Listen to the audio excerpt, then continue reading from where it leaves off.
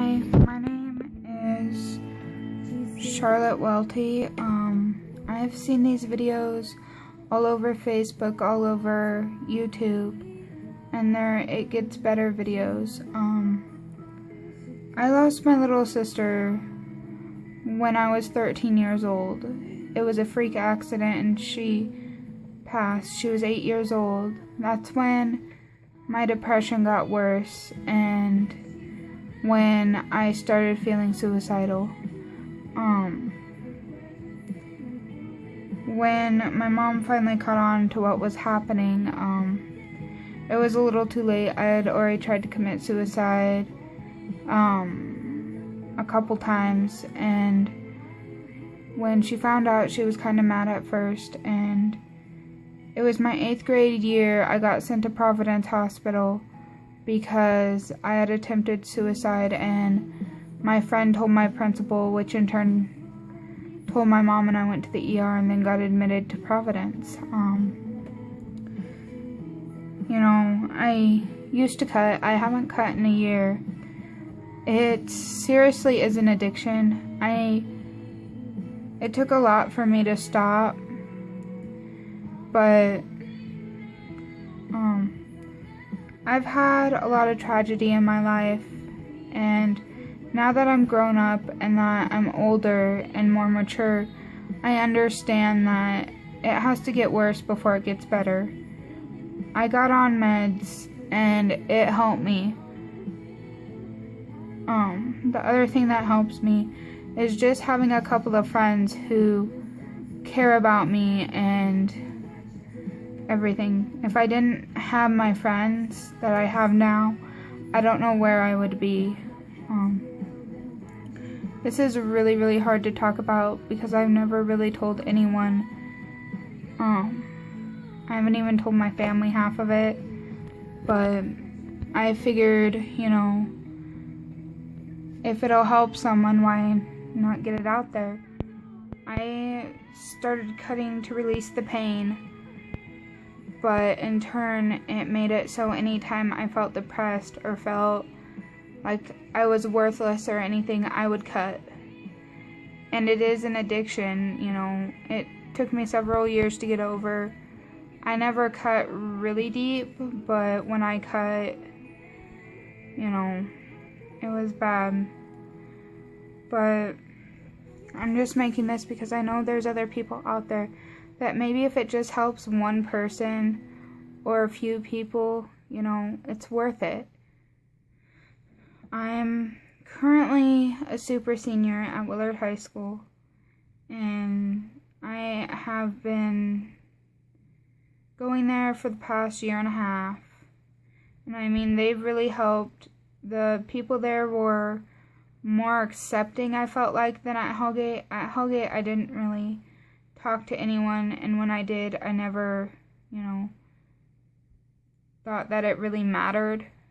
And I was always super depressed. I wouldn't take my meds half the time because I felt they were just trying to control me with the meds. And I've learned, if you actually talk to your doctor and everything, it really helps. But I've had a hard time getting over my sister's death. That year, my favorite uncle passed away. And that was around Christmas Eve. He was cancer-free, but he had a tube in his neck.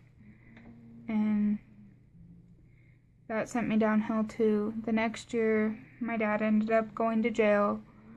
And a year later, he got out on bond. And I'm thankful for every minute I have with him now. It might not be the best times that I have with him, but, at least I get to see him, because it really, really hurt having to either talk to him on the phone for 15 minutes or talk to him through a wall. And that is the worst pain I have ever felt. To not, he was there, but he was there for 15 minutes on the phone, and then he was gone. I just really wanted to touch him and give him a hug. but I couldn't because we were in two separate states and halfway across the United States. But I cherish every minute I have with everyone. I've learned from friends committing suicide and everything that you need to cherish the time you have with the people you have. You know, even if it's a split-second encounter with someone, you know, you can make that person's day. It's really hard to talk about this because I barely talk about it to my friends. And the people I have talked to it about, you know, they understand. But I've never publicly came out with it. You know, I used to burn. After my sister died, I burned the letter Y because I still have the questions to this day. Why did she have to go? Why couldn't it have been me? But I guess the point of this video is to tell you guys it gets better. If you give it time and don't rush things, it will get better. It might seem terrible right now. You might seem worthless, like no one cares. But let me tell you from personal experience, there's people out there who care, that would give anything to be next to you or be there to help you. I didn't believe that when I was down at the lowest point of my life. But if you let those people in, let them help you, talk to them, you know, I don't know where I'd be today without my friend Jordan Walker. And, you know, I miss him terribly because he is at basic training right now in South Carolina. My other friend Cameron Bartlett, he has been there countless times. I have called him at 2 or 3 in the morning and he has answered my phone call just, you know, to talk to me. You know, another friend is Tanner Olson. I have spent many hours crying on the phone with him. Like, it's unreal. And then Kayla Cowan is another friend who has always been there for me. You know, I might not have known her for very long, but she has always been there for me, no matter what, you know. I could open up to her and talk to her and everything, you know. But you guys, it does get better. Give it time. Give it a little bit of time and it'll get better. You know, I didn't believe it when people told me, you know, it would get better. But in all honesty, it gets better. With time, it will get better.